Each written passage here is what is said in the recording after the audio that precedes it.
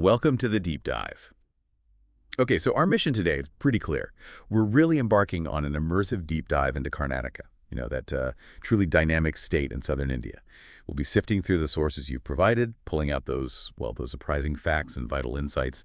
The goal is to give you a genuine shortcut to being well-informed about this really remarkable land. And, right from the start, what makes Karnataka so compelling is its sheer tapestry of contrasts. We're talking about a place where, the cutting-edge buzz of tech innovation exists right alongside ancient, really awe-inspiring temples and these vast, serene natural landscapes. Even its name, Karunadu, which in Canada means something like lofty land or land of black soil, kind of hints at this inherent diversity. Yeah. It really sets the stage for a truly unique character, don't you think? Absolutely, yeah. It's that blend that immediately grabs you. Karnataka truly is a traveler's delight, offering, everything from tranquil beaches to these misty hill stations. Let's really dig into some of its major highlights, starting with the heartbeat of the state, Bengaluru. Now, we often hear Bengaluru called India's Silicon Valley, right? But what does that really mean on the ground? Well, the sources show it's a city just pulsating with a booming IT industry and an incredibly vibrant social scene. For instance, you've got Cubbon Park, offering a serene oasis right amidst the urban sprawl. And there's the Lalbagh Botanical Garden with its absolutely stunning glass house showcasing incredible botanical diversity. And the Vidhana Sudha, the state legislature building, it's not just a government building. It's this really striking example of Neo-Dravidian architecture. We're talking about a style that sort of blends traditional Dravidian elements like step towers and intricate carvings with modern influences. It creates something, grand and really distinct. And then from that cutting-edge dynamism, our journey takes us to Mysuru. This is widely considered the cultural heart of Karnataka. The showstopper here, obviously, is the opulent Mysore Palace. I mean, it's breathtaking anytime, right? But the sources really emphasize its truly transformative display during the Dasara festival. Get this. It's illuminated by nearly 100,000 bulbs. It's not just a spectacle. It's like a living testament to royal grandeur. It's really striking to observe that contrast you just highlighted, isn't it? Bengaluru's rapid modernization and innovation coexisting, almost symbiotically, you could say, with Mysore's deep cultural roots and ancient traditions.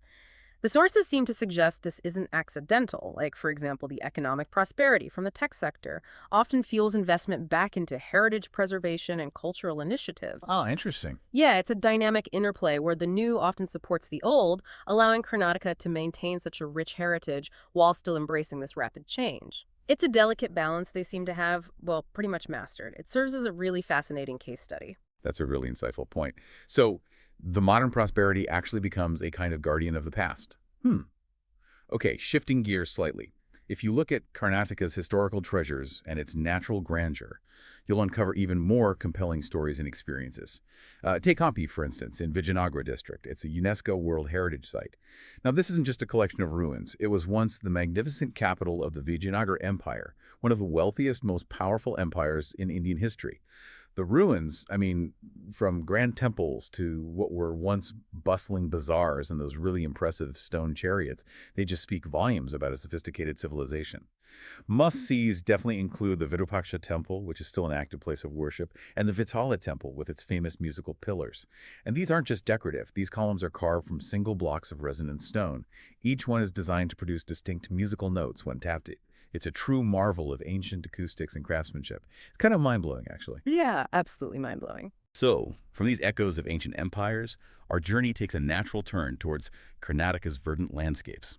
You've got hill stations like Coorg or Kodagu, affectionately known as the Scotland of India, and for good reason, apparently. Picture misty hills, sprawling coffee plantations, and just the aroma of fresh brew in the air. You can find fantastic trekking opportunities, like up to Tadiandamal Peak, or just unwind at Abbey Falls, where the water cascades pretty dramatically amidst all that lush greenery.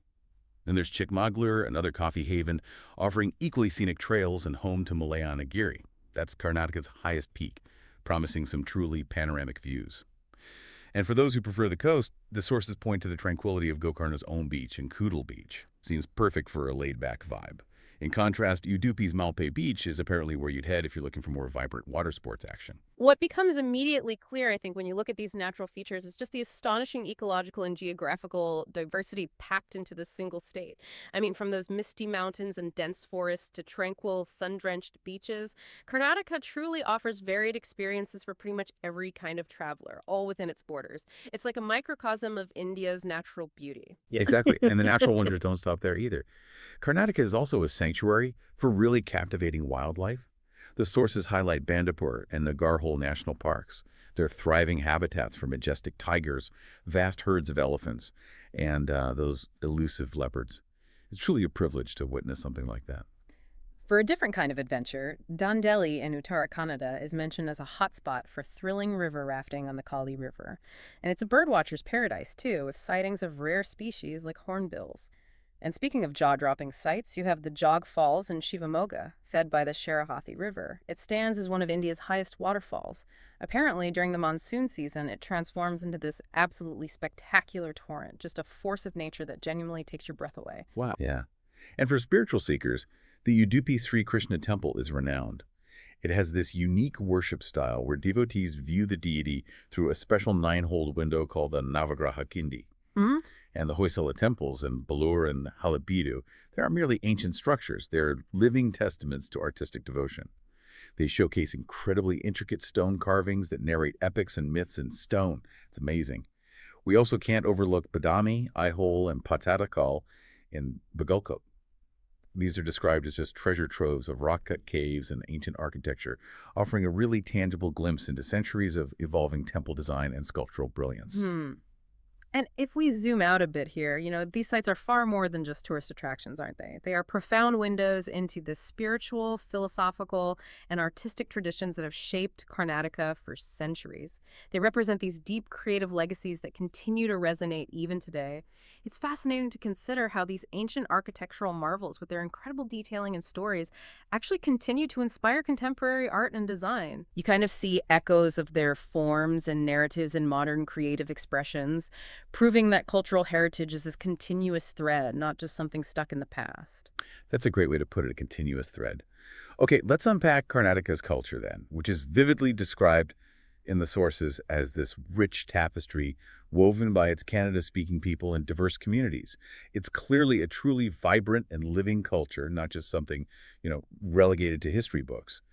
Karnataka, for instance, is considered a cradle of classical arts. We're talking about the melodic complexities of Carnatic music and the sheer theatrical energy of Yakshagana.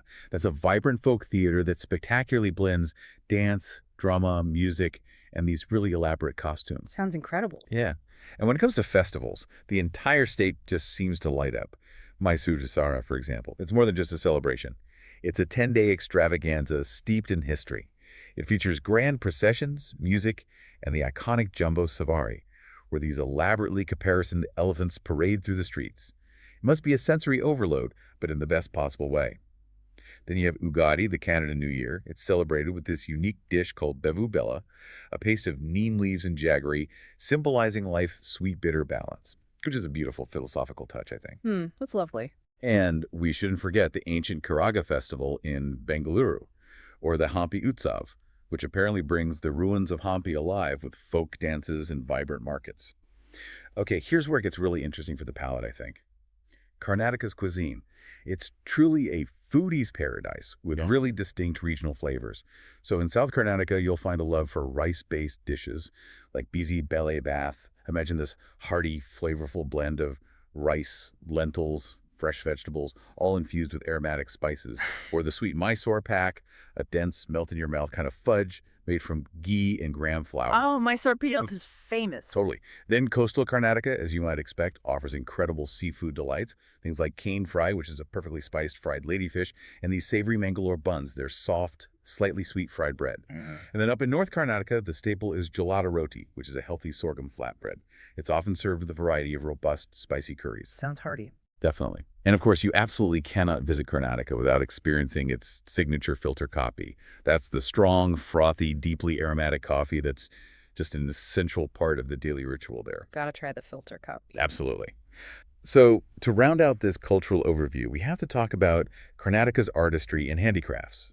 Mysuru is famed for its exquisite rosewood inlay work, creating these intricate patterns on furniture and decorative items.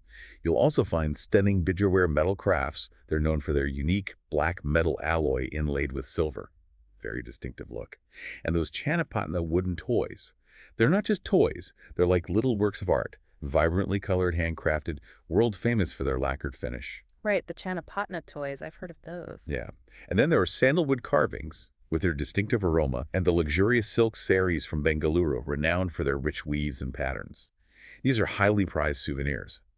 If you're looking to shop for these treasures, apparently Commercial Street in Bengaluru or Krishna Rajendra Market in Mysuru are fantastic spots to find authentic pieces. What's particularly compelling here, I think, is how these traditions, from the intricate carvings we talked about to the unique culinary practices, aren't just remnants of the past you see in museums. They are actively lived, practiced, and celebrated by the people day in and day out. That makes Karnataka a truly immersive cultural experience. Exactly. This really reinforces the idea that culture is, well, a living, breathing entity, constantly evolving yet firmly holding onto its core identity and rich heritage. It's like a beautiful dance between continuity and change. The dance between continuity and change. I like that. Okay, so what does all this mean for you, the listener, if you're thinking about exploring Karnataka? The sources make it pretty clear that it's a remarkably versatile destination. While it's truly a year-round place, October to March generally offers the most pleasant weather for exploring. You're an adventure seeker, you can brave the rapids in Dandeli or trek through the misty hills of Coorg. History buffs will be absolutely captivated by the ancient wonders of Hampi and Badami. Foodies, as we've definitely discussed, can embark on a delicious journey from coastal curries to Mysuru sweets. And spiritual travelers will find profound peace in places like Udupi or Sringeri's ancient mutts. There's genuinely something for every interest. And just for a seamless experience, a practical tip that came up in the sources. Maybe consider booking guided tours for complex historical sites like Hampi, or for those exhilarating wildlife safaris in Bandipur, using trusted platforms like karnatakatourism.org or maybe makemytrip.com could be helpful. Proper planning really unlocks the full richness and diversity of the state, it seems. Good tip. So, to summarize this deep dive, Karnataka truly stands out as well, a gem that perfectly blends ancient temples, cutting-edge modern cities, and just breathtaking natural wonders. It's a place that engages all your senses and definitely leaves a lasting impression. We encourage you to consider maybe what aspect of Karnataka resonated most deeply with you after our chat today. And perhaps for a final provocative thought to mull over, think about Karnataka's really unique ability to seamlessly integrate its ancient spiritual and artistic traditions with its rapid technological advancement. How might this dynamic coexistence, where progress doesn't necessarily seem to eclipse preservation, offer a compelling blueprint, or maybe even a philosophical lesson for other regions, or, well, even for our own lives, in balancing innovation with the deep respect for heritage? Something to think about.